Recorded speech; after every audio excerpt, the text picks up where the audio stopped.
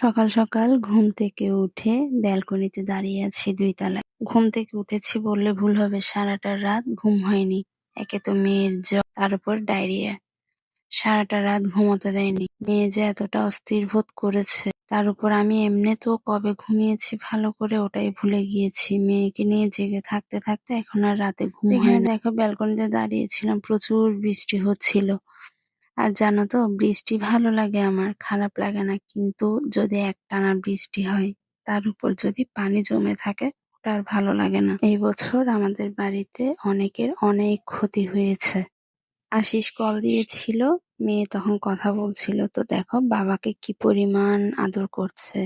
কিন্তু দিদিকে যদি বলি চল চকরিয়া চলে যাব, তখন হাত নাড়িয়ে বলে না না, যাবে না, ও এখানেই থেকে যাবে। আর এখানে দেখো, আর প্রত্যেকদিন ওর মাসিমণিদের কাজ হচ্ছে ওদের এই লিপস্টিকের বক্স প্রত্যেকদিন গোছানো। স্নান টান করে একটু ব্যালকনিতে দাঁড়াবো ভেবেছি। কিভাবে দাঁড়াবো, কি পরিমাণ বৃষ্টি হচ্ছে দেখো, চারিদিক দিয়ে পানি জমে সবার ঘরে জল ঢুকে একাকার অবস্থা।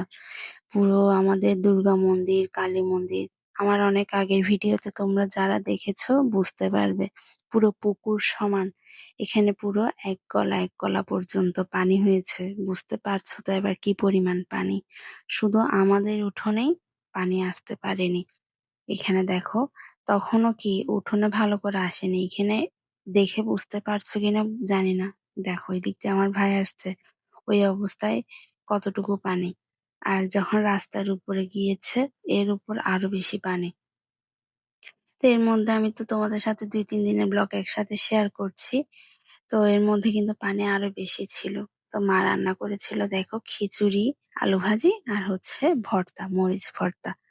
বৃষ্টির দিনে এরকম হালকা পাতলা খাবারই কিন্তু ভালো লাগে, তাই না? কিন্তু আমরা মেয়েরাই জানি হালকা পাতলার মধ্যে এটাতেও কোনো কাজের শেষ নেই। ভর্তার মধ্যেও কিন্তু দেখো অনেক ঝুঁকি।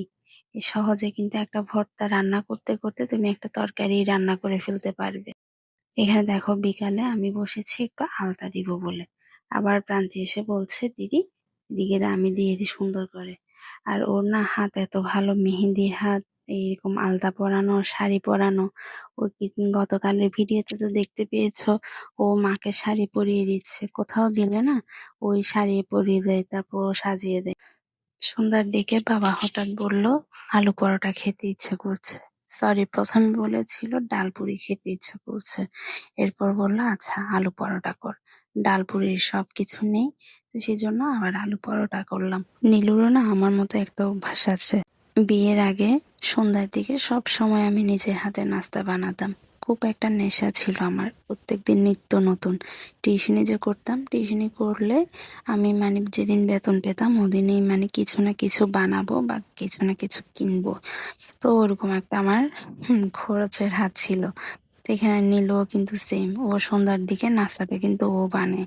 আবার এই জিনিসটা পুষ্পিতার মধ্যেও নেই, প্রান্তির মধ্যেও তেমন নেই। প্রান্তির মধ্যে যা একটু আছে পুষ্পিতার মধ্যে টোটালি নেই। তো এই তো এখানে নীলুকে দেখিয়ে দিয়েছে মা। প্রথমে আমি একটু করে দেখিয়ে দিয়েছি, এরপর মাকে বললাম তুমি একটু ভালো করে দেখিয়ে দাও। এখানে দেখো, এই যে যেগুলো আমি একটু বেলে বেলে দিচ্ছি, ও বাকিগুলো ও ভেজে নিচ্ছে। এভাবে করছিল বলে একটু তাড়াতাড়ি হয়েছে, কারণ বাবা আবার খাবে বলেছে। ওগুলো প্রায় ৮টা বেজে গিয়েছিল। তো বাসায় গেলে এই সময়গুলো না খুব মিস করি। নাস্তা বানানোর মানুষের অভাবেও আমি নাস্তা খেতে পারি না অনেক সময়।